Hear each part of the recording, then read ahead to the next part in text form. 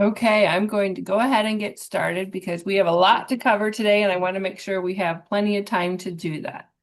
So I am Amanda Conger. I'm the Executive Director of the Cabinet Makers Association, and thank you for joining us today. We truly appreciate your presence and your time today. As I said earlier, if you are on, you are muted automatically. If you want to turn your video on, you can go ahead and do that. If you have questions, you can use the chat. And if you need to ask a question out loud, you can unmute yourself and do the same thing. That should be fine. I'm so excited for the participation at this webinar, the interest in this topic. It's a perfect time of year to do this. You know, we're reviewing, we're closing the books for 2025, and we're looking ahead to what's in store for this year. And this is a perfect opportunity to do this. So thank you again for your attendance. And I want to introduce Marc Sanderson, who will be presenting today. He recently spoke at our national conference in October in Detroit, and it's just so much information. We needed more. So we're so happy he volunteered to do this webinar, and we want to hear more from him today. So Marc, go ahead. Hey, thank you very much. I really appreciate coming back and having the opportunity to chat with you all. This is going to be fun. One of the things that I realized in October when I was in Detroit with you was every time, even though we were talking about retention, recruitment, employee side, whenever I threw a slide up there that had data about financial information or some sort of numerical benchmark, you guys just sucked it up. You were absorbing it. You had questions. You wanted to stay on that. So with that in mind, here we are. We're going to talk about some numbers. And so hopefully you don't find numbers to be boring. I love numbers. One of my phrases is all numbers need a comparison. And so we're going to spend some time today looking at and thinking through how do we take the numbers, whether it's a balance sheet, whether it's an income statement, whether it's trends in the industry, and start to establish some comparative information, and not just the gut feel that we all have as entrepreneurs and that we think about relative to our business, but how do we actually use trends based on other people's information, competitors, others in the industry, to know whether we're doing well or not doing well. And so, for example, I'll use Detroit as an instance. If I told you the Red Wings scored 3 goals, it really doesn't mean too much unless you know that the opposition didn't score any. And so that's what we're going to do today. We're going to give you an opportunity to have that comparison to your information, your numbers. Now, having said that, I have 57 slides. I doubt we're going to get through all 57 slides. As I said earlier on the preamble, when we were just the two of us together, if you guys want a second round of this, if we don't get through everything, we'd be happy to come back. But let's get started. And I am going to try and monitor the chat. If you guys have questions along the way, I do want to make this interactive. And so the purpose is really 3 things. I want to make sure that we give you some information to interpret your own numbers. How should you think about them? I want to give you some benchmark data. Again, all numbers need that comparison. It's that Red Wings versus the Blues 3-0 score, if you will. And I want to make sure that we're having a discussion about how to translate that financial information and how to use it within your business. Because if we have all this information, we have all this data, but it doesn't translate into knowledge, it's kind of useless. And so we need to have a way to talk about the numbers and think about them relative to our business. Because at the end of the day, how do we improve what we're doing? Well, numbers are a huge part of that process. So let's keep going. The agenda is pretty straightforward. We're going to talk about the IIBT. I'll describe what that is. We're going to talk about why it's important because that's where the data is coming from. I'm going to use some other sources of data also throughout this conversation, whether it's the Architectural Institute, AWI, our own IIBT. I'll throw a lot of acronyms at you, but net, we're going to be using some data to have a conversation. Not sure if it's just US or Canada. You'll see some flags on the information that I'm going to provide. That will give you a sense of, is this Canadian or is this American data? We have parsed it by geography for you. I will spend some time, if we have an opportunity, looking at trends in the industry, what's happening on the architectural side, what's happening in construction, and how that will impact our industry in terms of both profitability and potentially demand. And so how do we think through and get prepared for it? I will spend times on next steps and what you should do with this information. And with the first question that came up, IIBT stands for Energy Industry Benchmarking Tool. This is an absolutely free tool. You guys, if you wish to use it as CMA, not a problem. It's available for you. It takes about 64 minutes to fill it out. We've done it 3 years now. This will be our third year. We're going to do it for a very long time. The data that I'm about to share with you is from that survey. We didn't have enough information last year. We only had about 132 companies participate, where I could segment it by size or cabinet type or what the product is in terms of the woodworking industry. But you will find that this data is extremely useful. Mostly cabinet makers, architectural woodworkers, some store fixture companies, a couple. It mainly, I would say, about 25% residential, 75% architectural, but it's still some of the best data that you're going to find. If you guys wish to participate, absolutely free. Absolutely anonymous. I never see the data other than the summary information that I'm sharing with you. You do get a report at the end of it with your information compared to the overall data, and that's absolutely free also. No one's going to solicit anything to you. I don't know your information. We're just trying to improve the financial literacy of this industry by providing this tour. Hopefully that answered the question in terms of IIBT. And we ask a couple things in that survey, if you wish, just so you know what we're doing. We ask about your company, your business sentiment, what the operations look like, your income statement.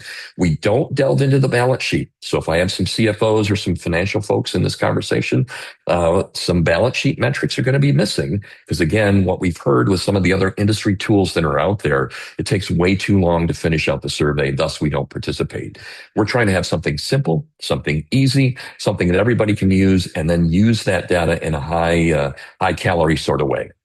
And then we ask about your workforce. So that's what the IIBT is, but that's not why you're here. You're here to see what some of the information looks like from the IIBT. So let's talk about the why we're doing this and why we're having the conversation about money and numbers and benchmarks and the financials. At the end of the day, it's about making money. And so here we are in this industry where our sales are lumpy. It's not consistent. You know that. We get a nice cabinet order. We get a nice residential project on a Monday, and then it might be a couple days before we get the next one. And then we get 3 or 4 in a row. This lumpy input with this erratic delivery in terms of schedule. And we have to make sense of it in between these two endpoints, between these two goals. And at the end of the day, making sense of it. I'm going to click on this. I'm going to click on it again. There we go. We have to make money. And if we don't, we're not going to be around. There are a lot of organizations that I end up talking to that want to do good, but you got to do well before you can do good. And so that good could be philanthropy. It could be taking care of your employees. But at the underpinning of all of this, we have to make money. And if we don't understand the financial acumen and the information, we're just maybe rolling the dice, or we're going to Vegas and we're playing roulette. And so I'm hoping today to help you with that. If there's anyone out there that's an energy user already, we have a whole education system that backs this up. You will see some webinar stuff that we have in here. And if there's something like, hey, I would love to have a webinar for CNA that's that topic, feel free as you see those elements going through. Not intended to be a commercial. Right there is one of those webinars about contribution margin. So let's get into the data. Let's start talking about the information. I'm going to keep clicking on this. Here we go. All right. So 2025 data. We had 28 participants from Canada, 104 from the US. Let's talk a little bit about what the median looks like so that you can compare that median and the information that I'm going to show you in terms of more detail to you and your organization. Average head count on the US side, 32 full-time equivalents. The EBIT for revenue, or EBITDA rather, was about 14.5%. So for every $100 that an organization earns or has in revenue, the median firm in this survey of that 104 companies were kicking off $14.47 to their EBITDA. So EBITDA is earnings before interest, tax, and depreciation, amortization. And so it is an operating metric that we'll talk a little bit about here as we go through. Average size in 2024 when we did this was about 6 million. Average size or median size in 2025, 7 million. And so you can kind of see what that growth rate looks like.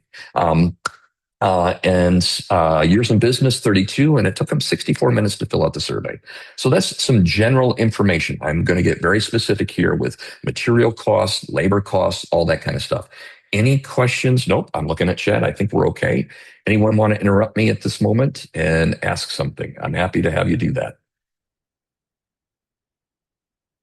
All right, we're going to keep plowing forward then. Feel free to interrupt. I do wish to have this interactive. If you've been with me before, you know that I think adult learning happens much better when we have a dialogue as opposed to this being a monologue. So, USA results. Let's look at USA and all firms and high profit firms. That's a distinction that's really important for us to spend time on. And so 104 US firms participated in this survey. 26 of those firms would be high profit. Okay, 26, that's about 25%. So what we're looking at for high profit firms is upper quartile. And so it's the top 25% of the companies in terms of profitability. And I'll drive all the way down, not only just contribution margin, but I'll spend some time in terms of EBIT with you guys. And so let's just spend a moment to kind of dissect what we have on this table here. And I'm going to use the all firms portion of the chart. So if you're looking at the all firms column, let's just kind of work our way through that information so you know what it's about. And so let's start at the revenue line where it says 100. And I'm just going to go to a different screen, the one I'm sharing with you guys. And I'm going to get out my annotation tools. And I'm just going to draw on here for you. So I'm going to start here and I'm going to work up. So think about it this way. Out of the $100 that everybody receives that participated in this survey, and this is average, $70.46 of it was plant processed. Mark, what's plant processed? That's stuff that you and I have worked on, like we're buying a sheet of plywood or a sheet of melamine, or we're buying hardwood and we're processing it into our cabinets or our countertops or our running trim. That would be plant process, where we're touching it and we're adding value with basically a commodity product. 70% of what we do in terms of our revenue is that type of our product mix. Now, if we go to the next item down, non-plant sales. Okay, Mark, again, what does non-plant sales mean? Non-plant sales would be like, hey, Mark, we do kitchen cabinets and countertops, but if the countertop become granite, I buy that out. I buy it out from my local guy. That would be in the non-plant process category. Hey, I just did a house, or I just did this residential project. We did all the countertops, we did all the cabinets, but man, there was this lattice that was all made out of metal that divided the dining room and the kitchen. That metal lattice, unless you have a welder and you did it yourself, a buyout from your architectural metals company would be non-plant processed. And so $14.76 is coming from non-plant process revenue. Now, hey, you're doing your cabinets, you bought this metal, you got your stone, you got to get it installed. Our clients are looking for that. For every $100, about 15, so $14.92 on average is revenue related to installation. I'm going to pause there. Yeah, so great question, Kelly. What I haven't had enough information is to isolate out what I'll say is architectural millwork versus residential. But the majority of the participants in the survey, I would say about 80% of the participants in this survey were energy users. The other 20% were non-energy users. We're going to try and get that second number up. But here's the dynamic on the energy side. Energy users are probably about 30% residential, 60% architectural or millwork, depending on how your classification. And I'll say maybe about another 10% other. I got some upholstery firms in there. I have some just architectural door firms in there. But what I will say in looking at both kitchen and cabinet bath industry data, architectural or AWI data, other industry benchmarks, these numbers are pretty consistent, regardless of mix. We get our number high enough, 2026, I will start showing you profitability or income statements by the majority of your work. I will also break it down by size. So I'll start showing you small firms, medium-sized firms, large firms, because there are differences. And so what you're seeing right here is the average firm at 6 million. So Kelly, great question. Absolutely great question. Steven's got a question. Would the non-plant sales be considered items for production? Yeah, great question. And so the way that we ask the survey, so let me just use an example here in the kitchen cabinet example. Hey, you're doing the kitchen cabinetry, but you're putting a Hafele pot holder inside that cabinet. That Hafele pot holder should be up in plant process sales. It is embedded in the cabinet. You are having to touch it, do stuff with it. You might even have to, with some of the product that's out there, actually have to cut down some of the material in order to get it to fit. That should be, if everybody filled out the survey correctly, that should be with the instructions up in the plant process sales. Make sense? Yeah. And so non-plant process, Stephen, a great question on the second. Non-plant process, one way to think about it, if you're writing somebody a PO, they're doing the work, it shows up at your dock and it goes from your dock to the job site or the dock to your client, or it goes from the person you wrote to the PO right to the job site. That's where it should show up in the non-plant sales, if that makes sense.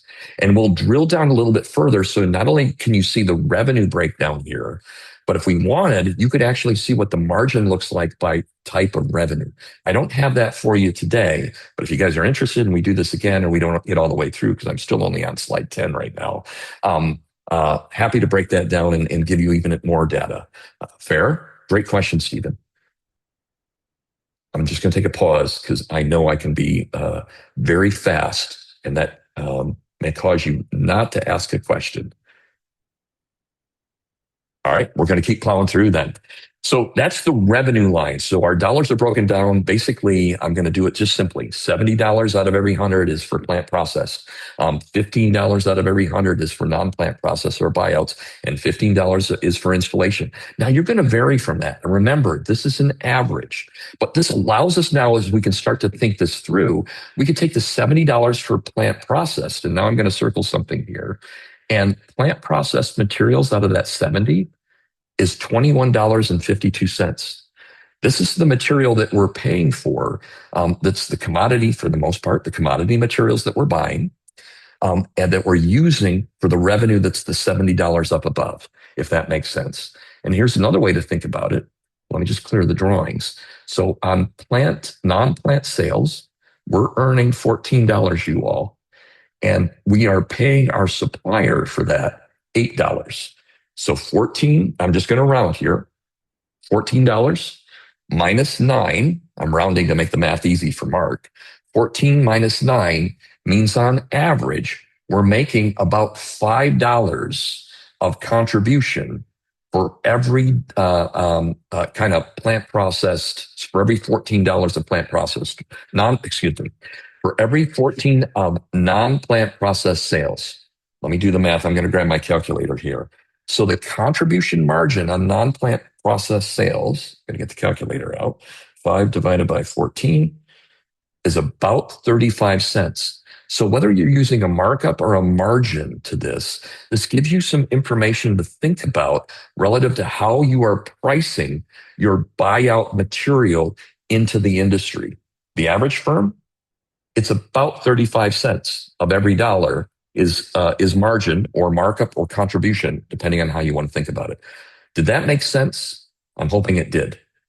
I got some nods. Tracy, thank you for the nod on that one. But here's a way that we can start to even use this data to go back to our estimating formulas and think about, okay, how does this information compare to how we approach and did our jobs? And so there's a very tactical way to use this data to improve, or at least minimally think about and say, yep, I'm going to check that box. I'm comfortable with what we're doing in estimating. Or I've seen organizations see this information, say, you know what, we're underpricing our non-plant processed materials. No wonder we have so much of it. I'm not putting enough margin on it in order for us to be normal or average in terms of profitability. So fair.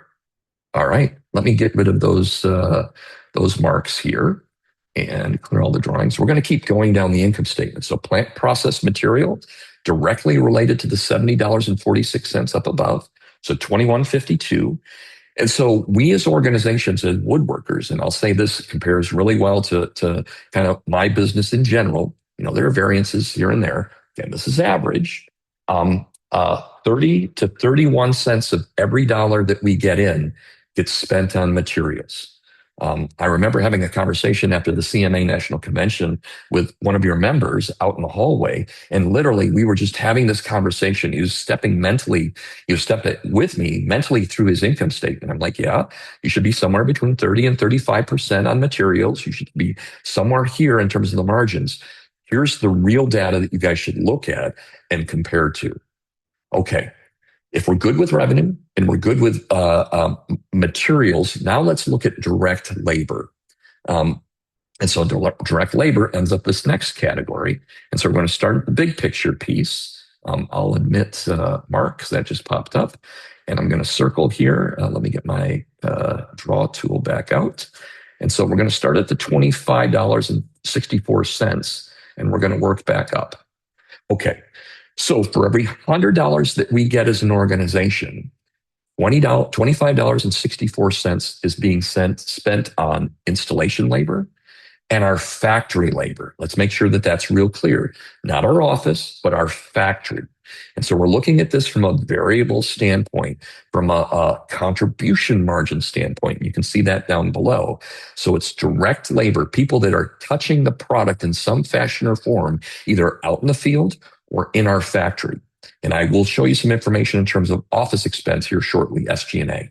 But $25 of that, $13 is spent on the factory, and about another $12.59. So I'm taking the $9 and the $3.59, putting those two together, and another $12.59 is spent on installation.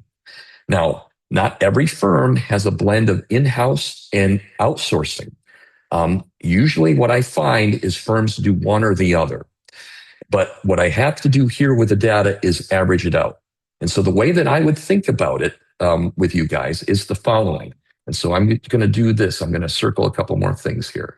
So if you want to know what the margin looks like on install for an average firm, I get $14.92.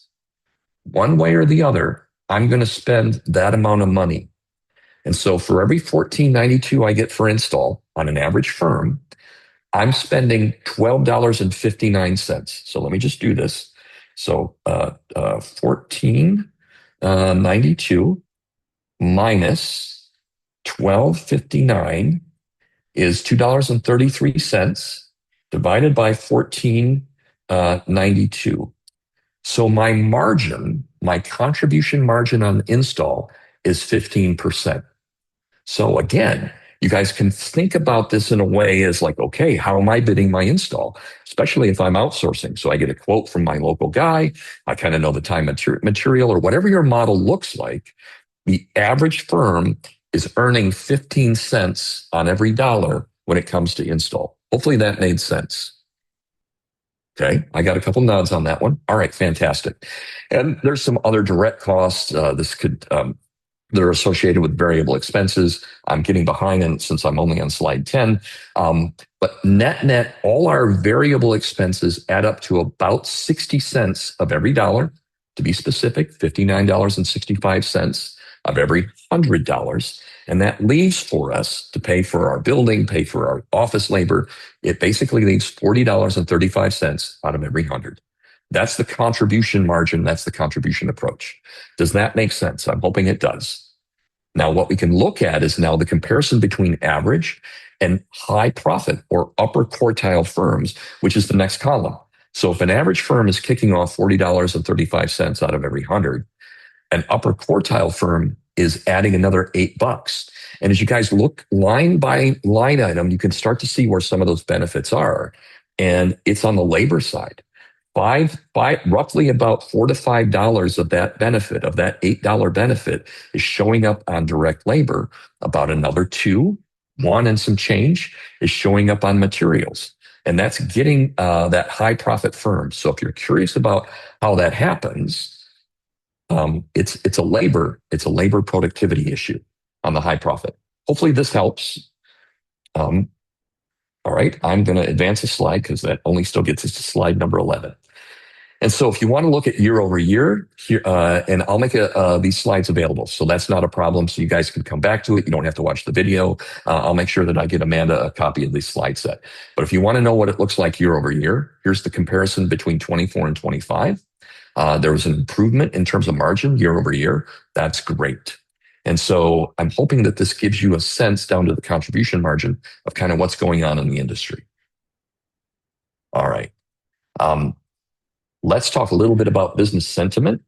And I'm going to drive into a whole bunch of data. I promise you, I will get into a full income statement at about slide 15. So if you're like, wait a minute, Mark, you didn't get down to the EBIT numbers, I will. I promise you, I'll get to an EBITDA number for you guys to look at here in a moment or two. Just a couple more slides. Business sentiment. You can kind of see what your peers are thinking about relative to the industry. Anything above a 50 is positive. It means an improving economic climate. So you're like, okay, how's everybody thinking about the industry? Here's a way that you can see that and give evidence of what's going on, whether it's Canada or the US. I wanted to give you a sense of trends. The best data I have on that trend, because I only had 2 years worth from an IIBT standpoint, was to use AWI data. And so if you think AWI data is well of a proxy for cabinet making in our industry that we're talking through, here's kind of the cycle that business sentiment takes over the years. Now, it drops below 50 in a couple spots, but at least you can see that ramp up and get a trend of what others are thinking about also, and what that looks like over time. So let me, I want to get to detail on the EBITDA information.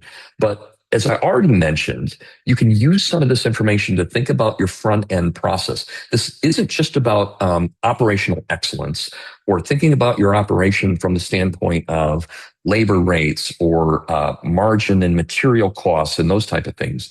You can truly start to think about the operations. And so let me give you some operational metrics too that were part of our IIBT. And so you mark like, hey, I'm really curious to know if there's a downturn coming or what's going on. What is the average book of business in the industry? What's my competition and others thinking about?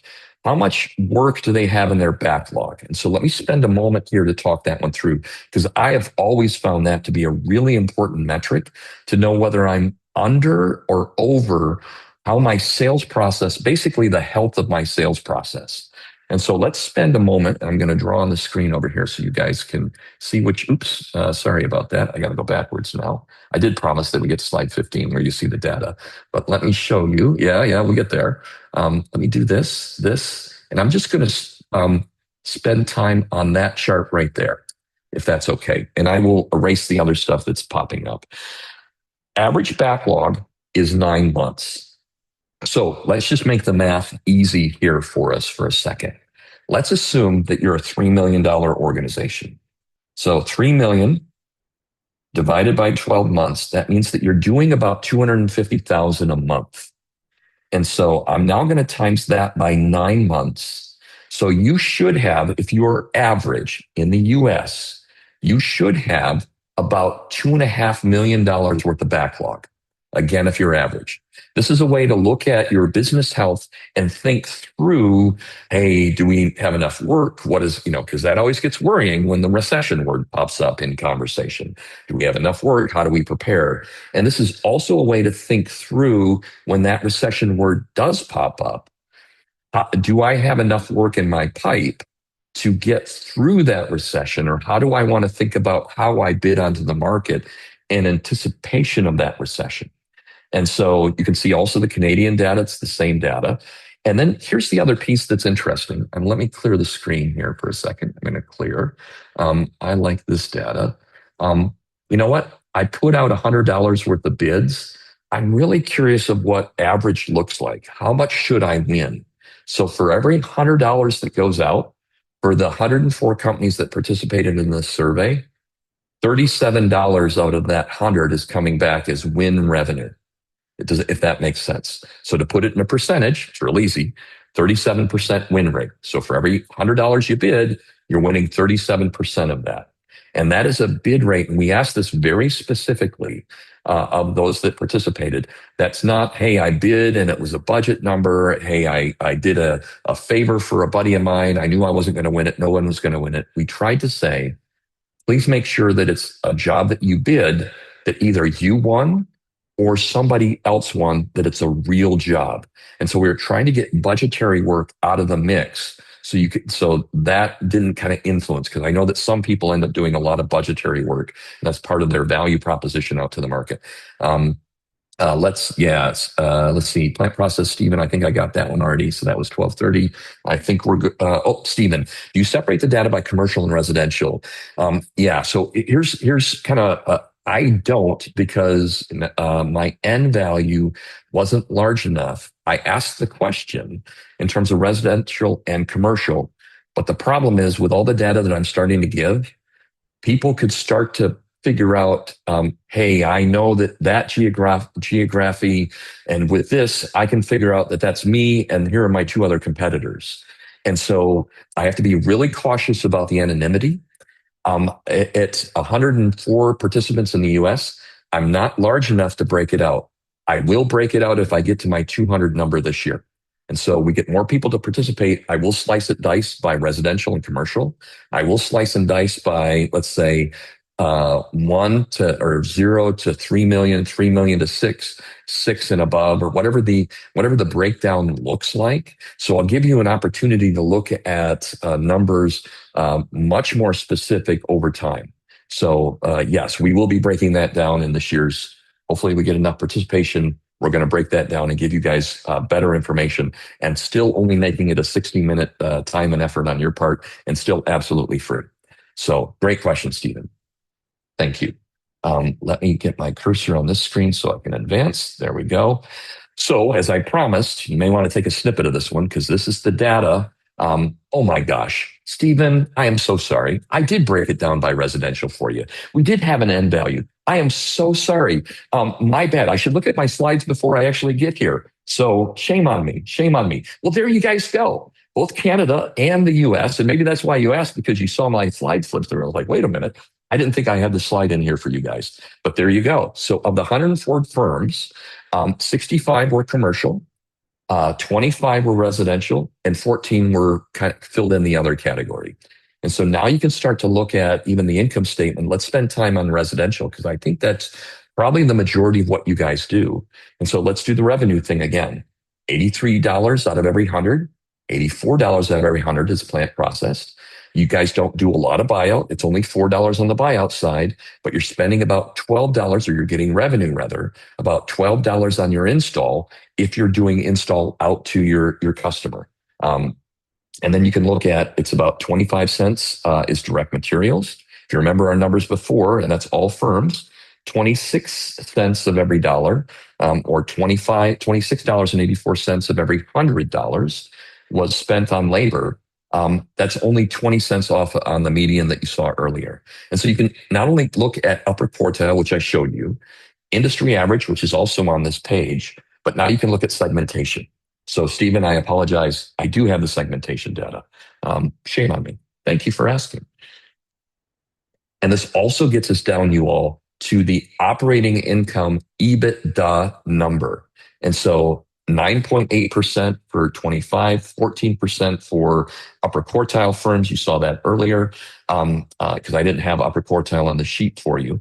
So making 10 cents out of every dollar, or $10 out of every 100. And you can see that the residential segment actually makes more. On an EBITDA basis, if you're not at $12.23 out of every 100 on an EBITDA, you're below average. Again, it may not mean that that's wrong, but at least you have a comparison of looking at 25 other companies to say, okay, it's better than the data that I have otherwise. So I'm going to pause here. I bet there's some questions that you guys have.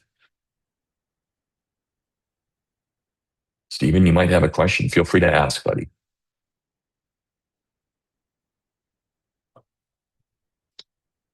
All right. I'm on slide 15, and we're looking at the time.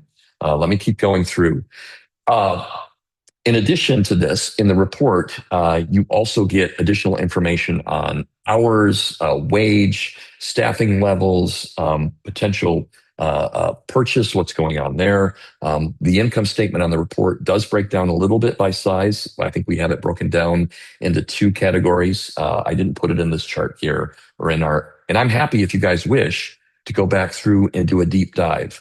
I wasn't sure if we wanted to have a conversation about the income statement, or even some of the industry information in terms of where the trends are going, and the macroeconomic data. So uh, feel free if you wish. I'm happy to come back and do a deeper dive. I just didn't throw all the slides in here.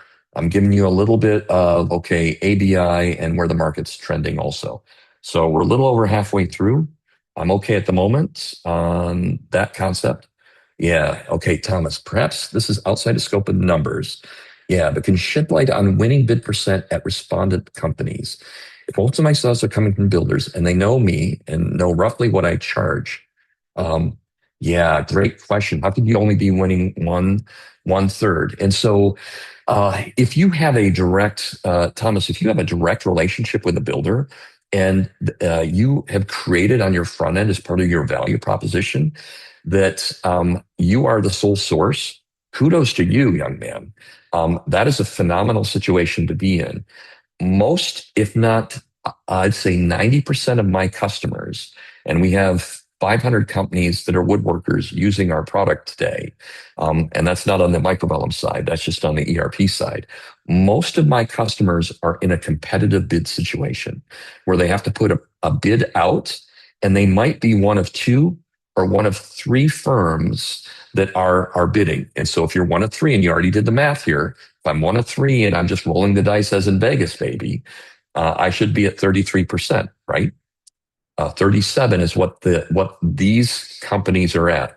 But I will say on the commercial side, it is not uncommon for having a 1 out of 4, 1 out of 5 bid scenario where there are that many bidders invited to the commercial project, as opposed to maybe it being tighter on the residential side, if that makes sense. And if I didn't answer your question, Thomas, please re-ask it or go off mute and ask it verbally so that we can engage. I got a thumbs up from you, buddy. So thank you very much. Okay. Okay. And so kudos to you if you have that type of relationship. That is absolutely fantastic. All right. Happy to deep dive. Happy to come back and talk about this.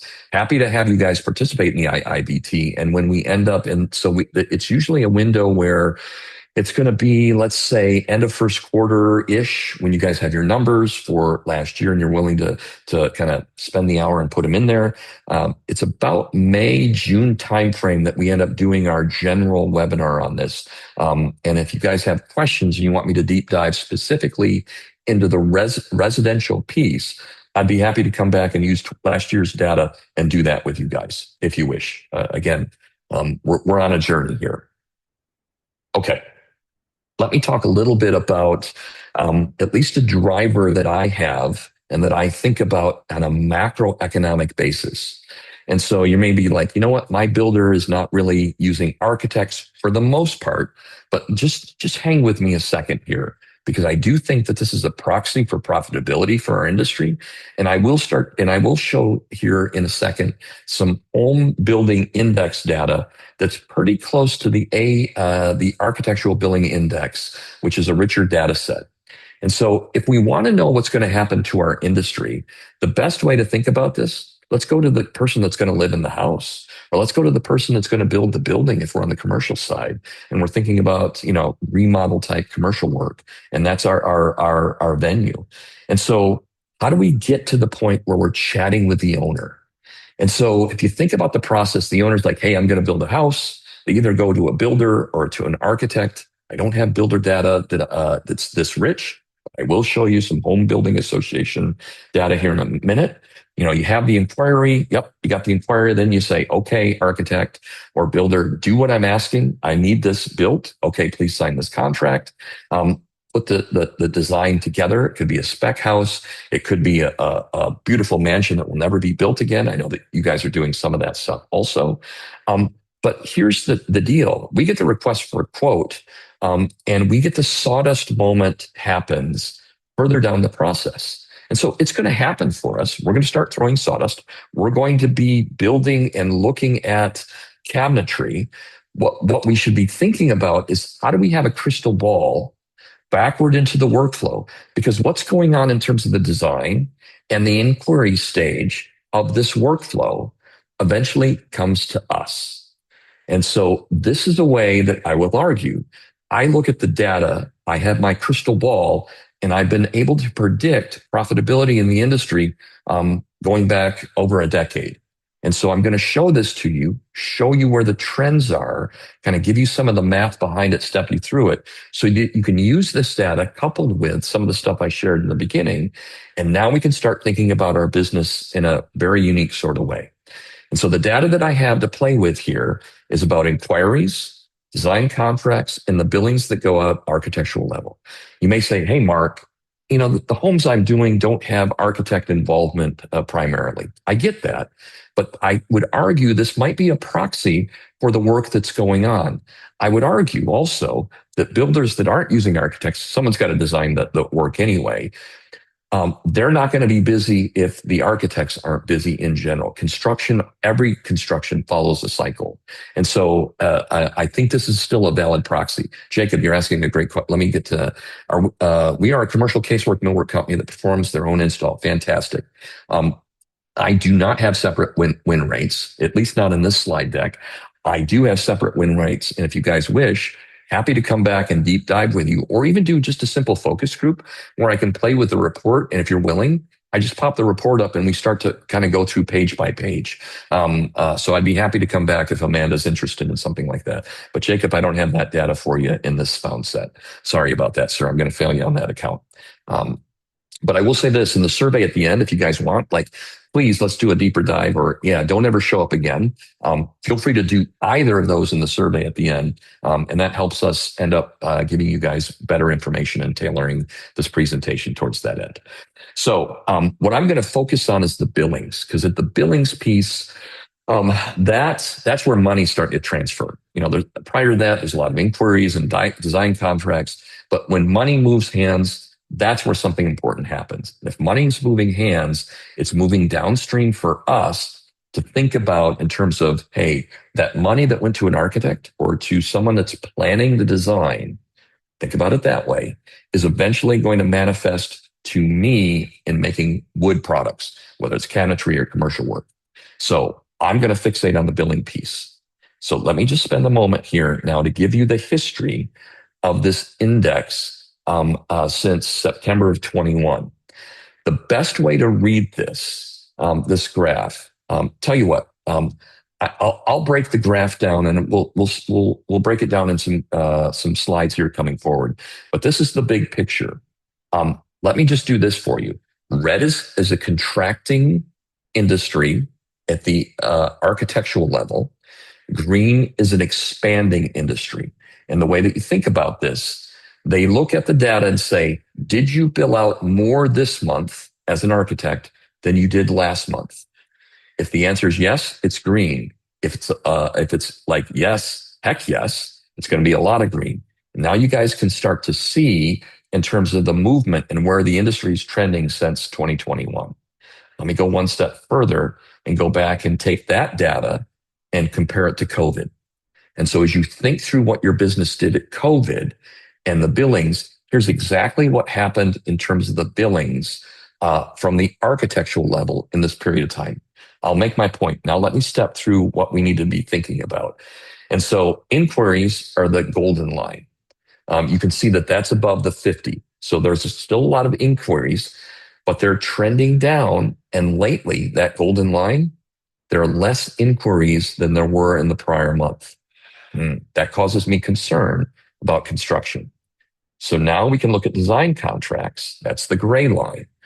The gray line has been below. So inquiries lead to contracts. Contracts are lower, are decreasing at the architectural level over time. And contracts lead to billings, which is the red and the green that you see here. And so if we start to think about this, I'm going to make a comparison. When were the recessions? And so I just overlaid onto point number 5 here. You see the official recession.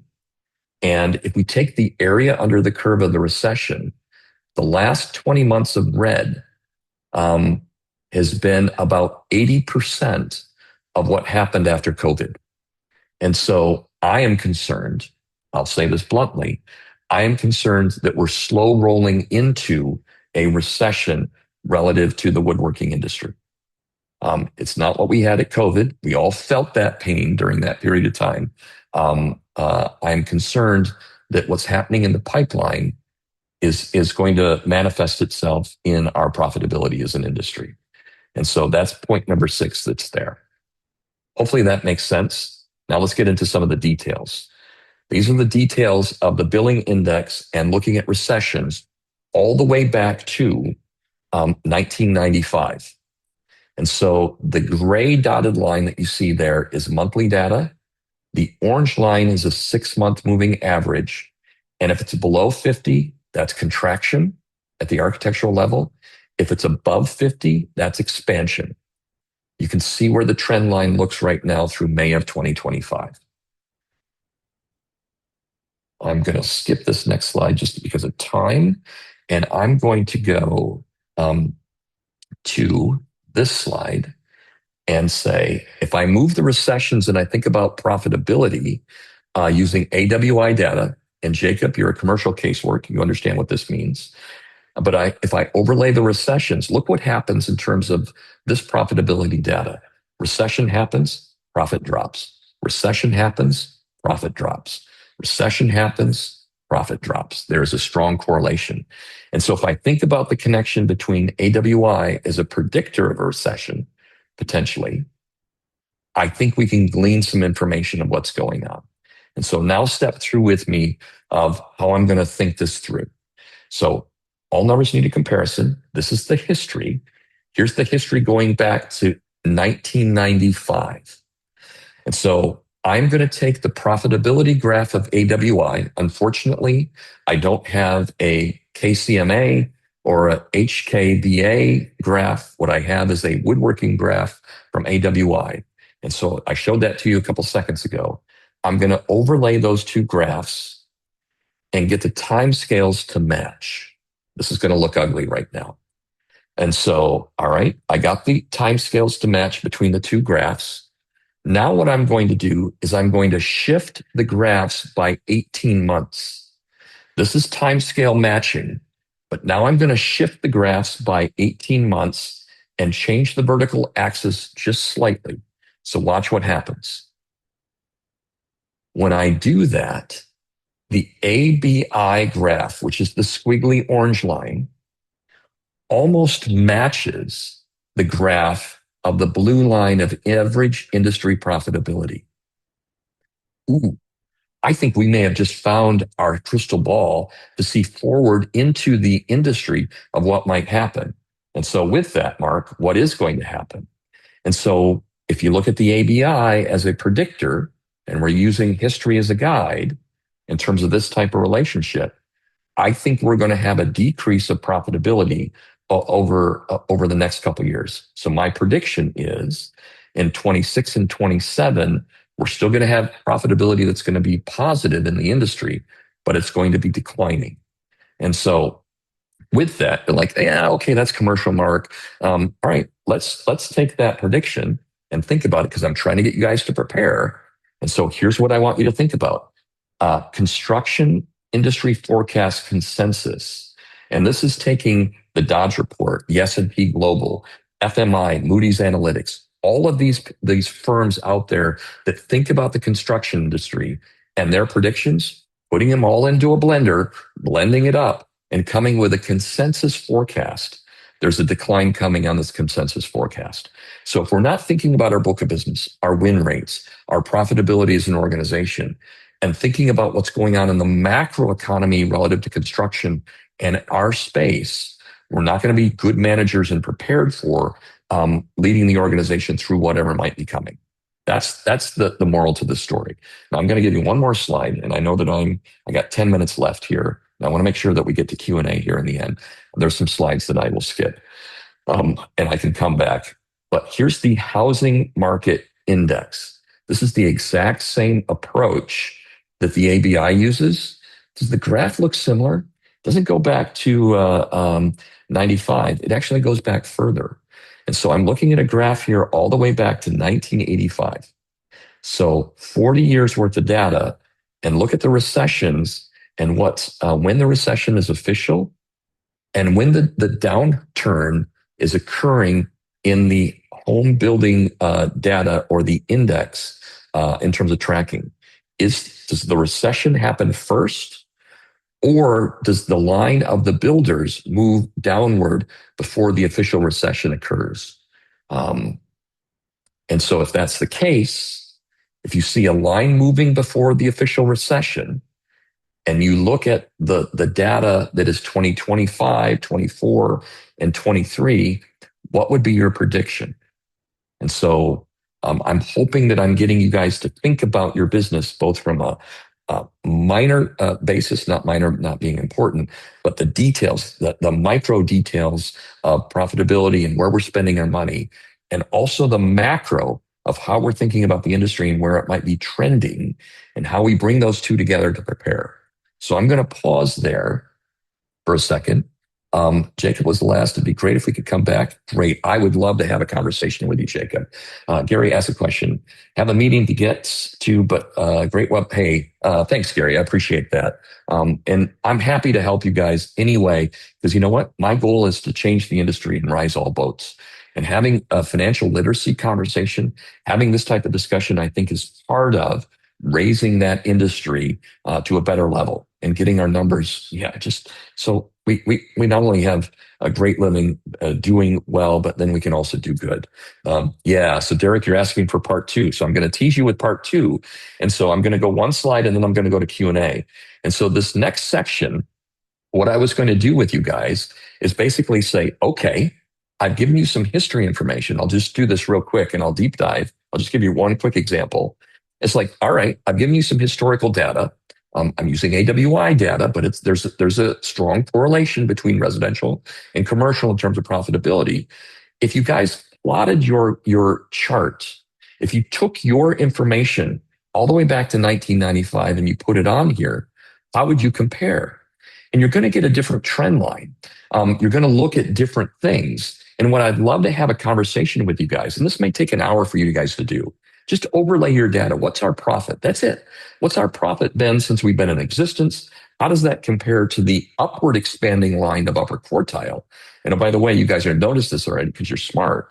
The gap back in 1995 between upper quartile and average is smaller than the gap today. The upper quartile firms are improving their profitability over time. Average is staying pretty well flat. And as that gap gets wider, just think about what that means to the lower quartile firms. They have to be declining.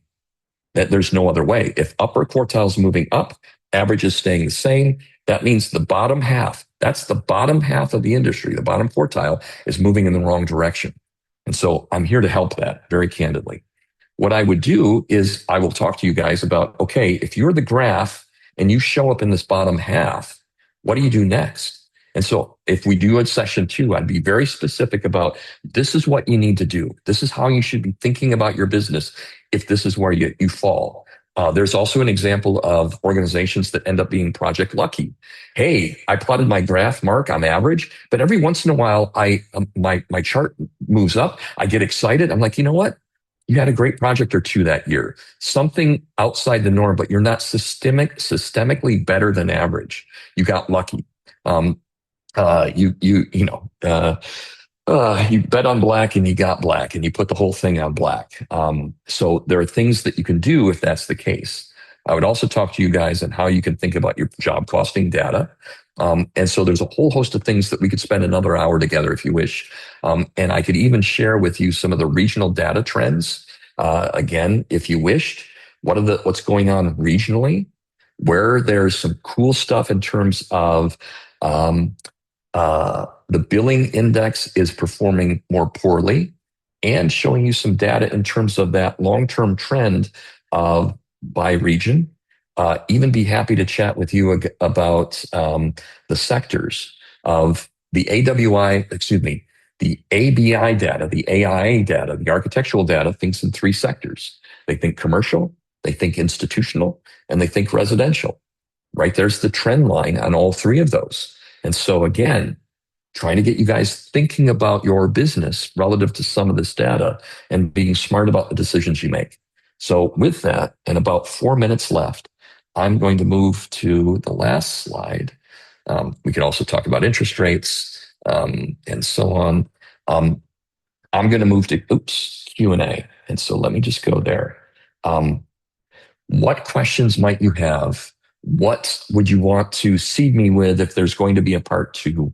Um, Ask away, you all. Yeah, great question. I don't, Nathan, I don't know the answer to that. This is the first time that I've been asked that question. Shame on me for not knowing.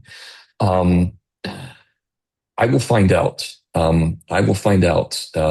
Yeah, and regional differences. We're just going to go there again. So here's your regional data. I went through that a little bit too fast, Nathan. So there, if you want to take a snippet of that one, and I'll go forward one more slide for you guys, just so you can see that trend over time. And again, depending on what region you're in, um, and even if you guys are curious, here's the concentration of mill workers in the U.S. And so, if the bubble is larger, that means the firm is larger. But you can kind of get a sense of where competition looks like also. And so, I'm just going to go back one on that regional, and you can look at what that regional data has looked like over time, you all. So, hopefully, that helped. Yeah, sentiment. I agree with you, Matthew. And here's it. So I don't have a good answer on that one. Other than, so I have anecdotal data. Um, uh, one, I think unfortunately we as an industry use our current condition as a baseline for that gut feel, that intuition of what's going to happen into the future. And that isn't necessarily the case when I look at the data. And I have clients right now coming back to me and saying, Mark, I've been watching your ABI webinars, and honestly, I've said you're full of crap. And I had one just last week say to me, you know what? I wish I would have listened because I'm feeling it now. And I said, okay, so what did we learn? He's like, yeah, I think I've been way too intuitive about my business and not analytical. And so, Matthew, I'm with you. My sentiment is when I ask it, it's all. And oh, by the way, if you look back at the multi-year sentiment, and I'm going to go there, let me just do this as an index because I think makes a point. Hang on one second. I'm going to go to that slide. It never drops below 50. We're entrepreneurs. We're always on the optimistic side of everything we do. Okay, maybe back in 2009 it looked like it dropped below 50, and maybe in 2020 maybe it went to 49. Okay, but it never dropped below. I think we as a species and we as entrepreneurs, we are optimistic. And so that's why I'm trying to nudge an index to the data side. So Matthew, really good observation, my friend. Really good observation. Yeah, yeah. Randy, how are the high profit firms spending their money? That I don't have an answer for. I'll just say this in terms of there are three things you get to spend your money on when you make it. One, the government, because they want their taxes. Two, the bank, because they want the interest on the loan that they gave you if you have a loan. And three, it's the equity holder. And that includes putting it back into the business. What I don't have is visibility because I didn't look at the balance sheet. And for those that love balance sheets like I do, you can glean a lot of stuff from it. What I don't have is what the CapEx and investment looks like. And if they're re-spending that back into the business and at what rate. I don't have that information, Randy. So great question, but government gets their own. I can tell you what that looks like. The bank gets their own. We can talk about interest rates if you wish. And then what's left over is for the equity holder. And that's the choice of the owner. So fun stuff, you all. How are we doing on time? Let me just, 1 o'clock.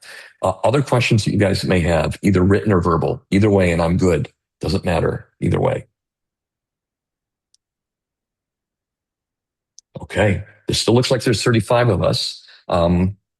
I'd love to do part two. Here's what I'm going to do with you guys. If you will continue to hang for just a couple more minutes. If you want to grab your phone and you want to give us some feedback, great. If you want to say, hey, Mark, please do this.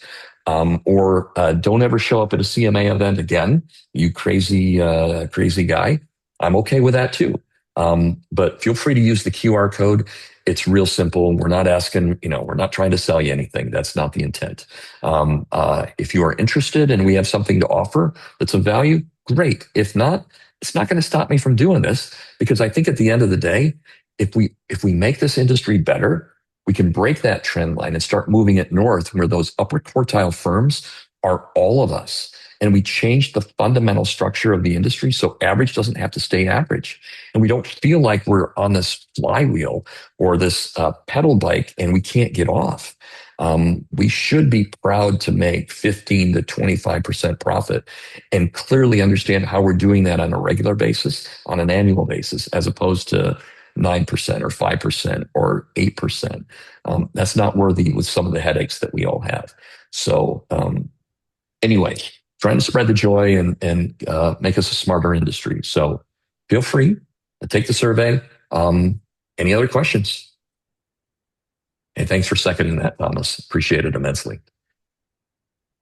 Thank you, Yeah. Mark. This was fabulous and a good start. I think we definitely have to have you back again, and we'll figure out a time and a place to do that. I would love to. I would love to, and I'll bring deeper data next time as opposed, and I'll also check my slides to make sure that I have everything that you guys are going to be asking about. So, thank you all immensely. Appreciate the time. Thank you, everyone, for joining us. We'll connect with you again soon.